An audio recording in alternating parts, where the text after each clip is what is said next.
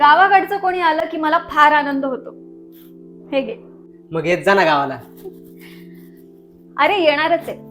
एक काम आहे माझं, ते झालं की सांगते. तुझं काय विशेष इकडे? अगं पोलीस स्टेशनला आलो होतो. का रे, काही प्रॉब्लेम? हो, जरा मोठाच प्रॉब्लेम झाला. अगं एक मित्र आहे माझा, इथलाच आहे. अचानक गावाकडे आला आणि मला भेटला आणि घरी झुणका भाकरही खाल्ली. वाह, झुणका भाकर.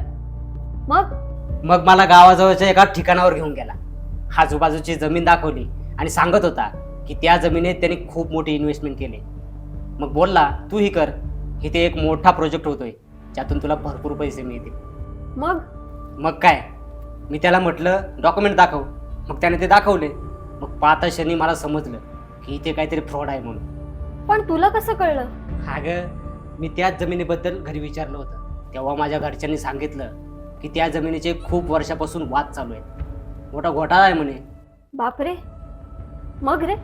मग हेच मी त्याला सांगितलं तर त्याला विश्वास बसेना.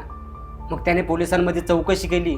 तेव्हा त्याला समजलं 1000 कोटीपेक्षा जास्त मोठा घोटाळा निघाला आणि खूप लोकांचे पैसे त्यात अडकले. म्हणून मग त्याच संदर्भात आज पोलीस स्टेशनला आलो होतो. म्हटलं आपण पण माहिती घेऊया. तपास चालू आहे, बघूया पुढे. होईल सर्व ठीक. तू वेळेवर त्याला आणि त्याने पोलिसांना माहिती दिली आहे ना, मग नक्कीच काहीतरी मार्ग निघेल यातून.